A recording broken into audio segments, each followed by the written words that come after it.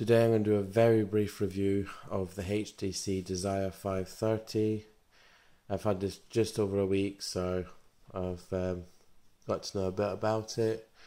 We're looking at a 5-inch display, and that's a 720 by 1280, so there's no full HD here, and that's a PPI of 294. It's got a gig and a half of RAM with 16 gig of internal memory, but usable will be about just over 9 gig. We're running Android Marshmallow, so that's not the latest, but latest to this anyway. 4G, 3G, just the standard really. We have a 5 megapixel camera at the front here, when that focuses in. We also have the earpiece, and then just here, we'll be able to see it, there's all the little sensors, the ambient light, the proximity, and the motion G sensor. At the bottom we have our speaker and microphone with HTC branding. On this side we have the micro USB charger port. On this side it's a little flap. I'm going to take this off because it's a bugger to get open and off again, which just houses the SIM card and the memory card. Top here we have our headphone jack. Bottom microphone, our 8 megapixel camera, LED flash, branding there, and that's our included lanyard strap holder. On this side, volume up and down rocker, and the power lock button. Now, there's a few good points, a few bad points, but first off I want to just go for the UI. Now, this whole user interface can be customized, which is good. First, take out the box, a few updates.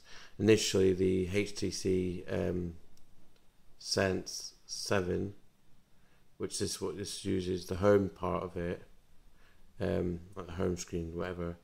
Basically, you have to, a little update or whatever, but the update enables you to change the wallpaper of the actual app tray, which is good, because initially before you do that you can't change the app tray on that menu at least. Just go into themes, and basically you can download a whole bunch of themes. There's just a couple that I've downloaded. I won't go in without the internet. I don't put the internet on because I just get bombarded with notifications. But anyway, you can customize icons, sounds, your home screen wallpaper, the app locker wallpaper, the lock screen wallpaper, pretty much everything you can think of, even the little weather things there. So that's quite good. The battery is 2200 milliamp battery. Not the greatest in the world by any means. The CPU is 1.1 gigahertz. Excuse me, Snapdragon 210. So this puts this phone in the entry level, basically specs wise. Overall, I've not been worried about, bothered about the speed of the phone. I know this has had quite a few bashings by a lot of people, about specs and stuff like that. But I believe this phone is supposed to be aimed at like the teenagers, because of the funky designs, which I'll just mention because in the unboxing video that I did, I was led to believe that excuse me, the backing, because actually with these phones they do little paint splats across the back of the phone. Now I was led to believe that this is what I was getting, but as you can see it wasn't. Now the box very misleading because it doesn't state, because as you can see on the box, you got little dots. So one would assume that that's what the back would look like, but unfortunately not. Apparently it's the luck of the draw. Now, me personally, I believe that what they should have done was, if the phone didn't have this little unique little design feature, then they should have just had the box just white or coloured to specifically the colour of the phone, and if it did have the little dots on the back, then it should do it here.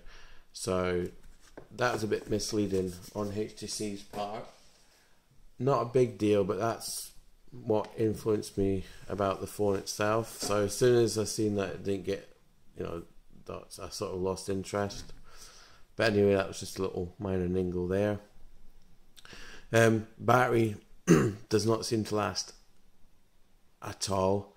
From full charge to unplugging it, it drops to 99% with a blink of an eye, which is not good. And then, because there's no indication light when you get a notification, you have to keep turning the phone on, like the screen on, which hammers your battery. Now, at the minute I'm on 37%. Excuse me. Now that'll drop maybe another 2% or whatever quite quickly. So that's a bit of a big disappointment right there. The user interface wise though, I've had no issues with that. I've had no freezing or anything like that whatsoever. There's a good few little bits and pieces on the phone, that little apps. It's with the HTC where is it?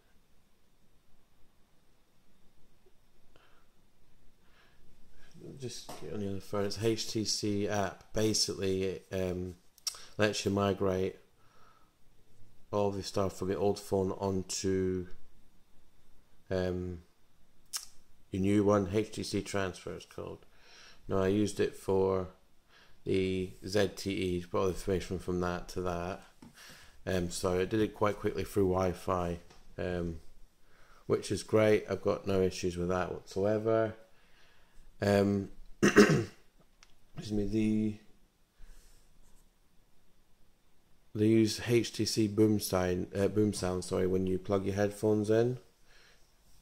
Me personally, it just sort of kicks up the beat a bit, but I wouldn't say anything dramatic as such. So, this is a nano SIM, so no micro SIM, it's nano only. And I don't know about you lot, but I don't really like nano SIMs. They're right fiddly for one, and I prefer the micro SIMs to the nano, definitely. The front and back cameras, I've had, they do decent images. I'll put a few up on post. The video, again, I'll try and put a little video up in post. It's not too bad. It's a lot better than the ZTE video, in my point of view. It's only 720p video. Some sites it marks it up as 1080p video. It's not 720. Good images though, especially with the front 5 megapixel camera. That's great. Obviously 8. We do have a few features, but when I say features, it's essentially when I decide to basically selfie camera panorama. That is it. We have no features to reduce or increase ISO, brightness, scenes, anything like that. So again, that's a big disappointment in my part. HDR, it does fare quite well, I reckon, with HDR. I've got no issues with that.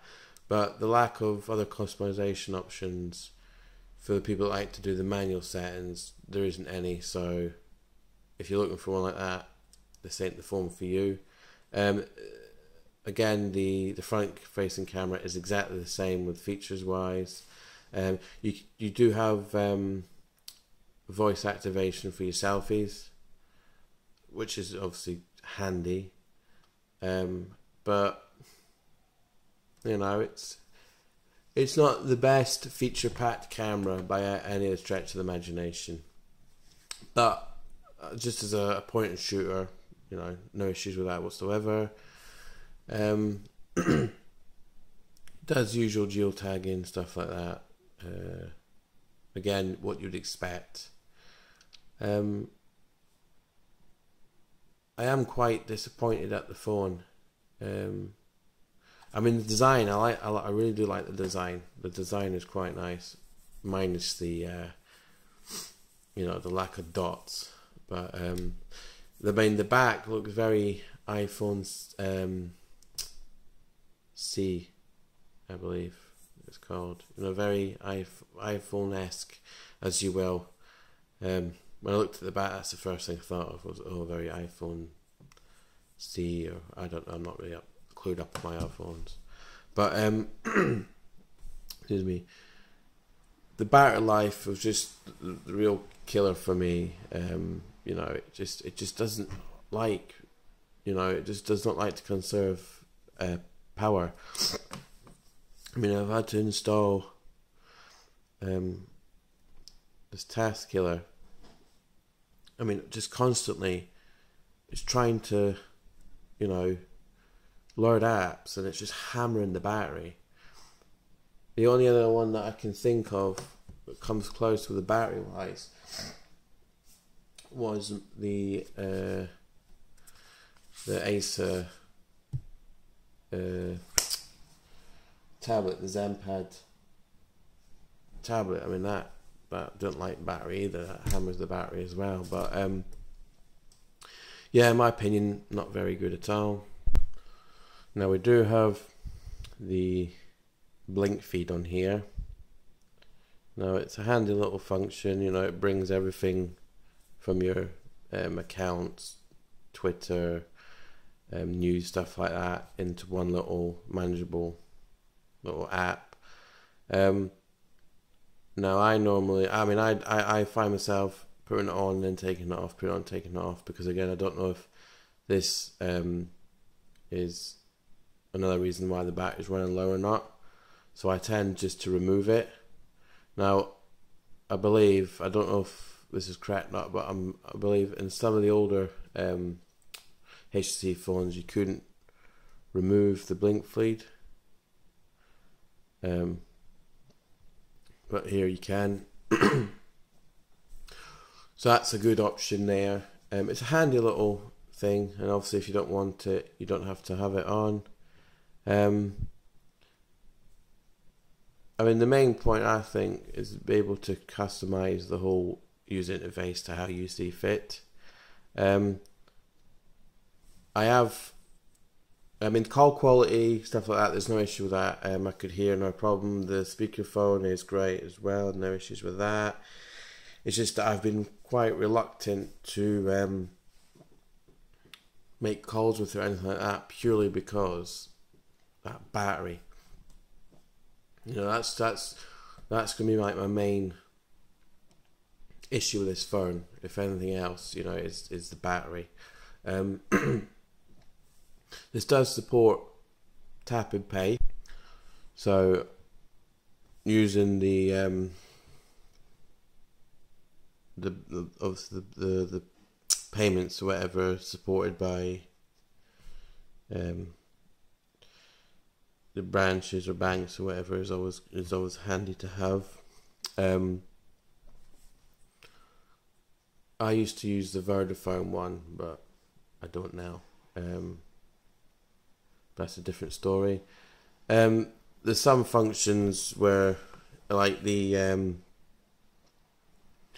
HTC Mini Plus, not too sure what that is about at the minute, but you can still stream stuff to other you know, devices like your PlayStation, your TV, you know, stuff like that, which is always a bonus there.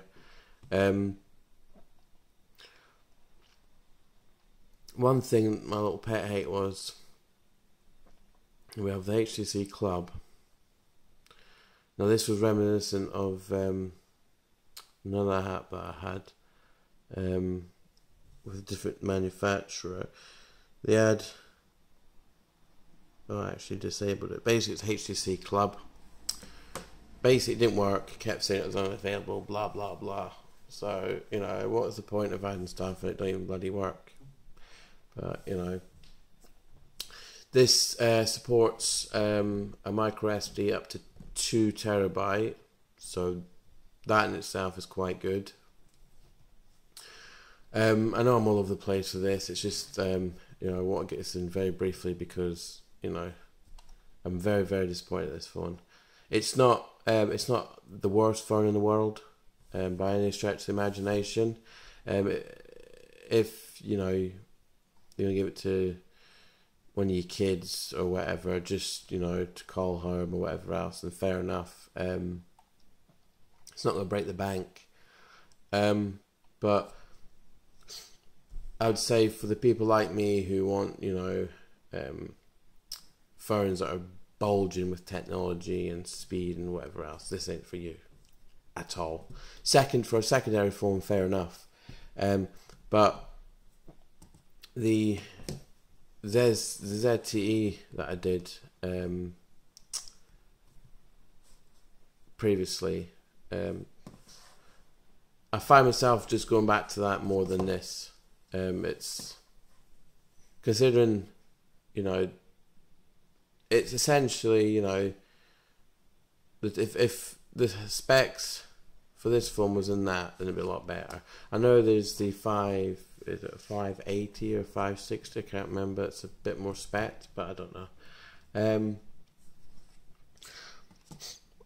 Obviously, you know, manufacturers, they'll accommodate for all sorts of markets. So I'm not slagging the phone off by any means. It's just that you know, in my experience from the stuff I know and how I've been using it,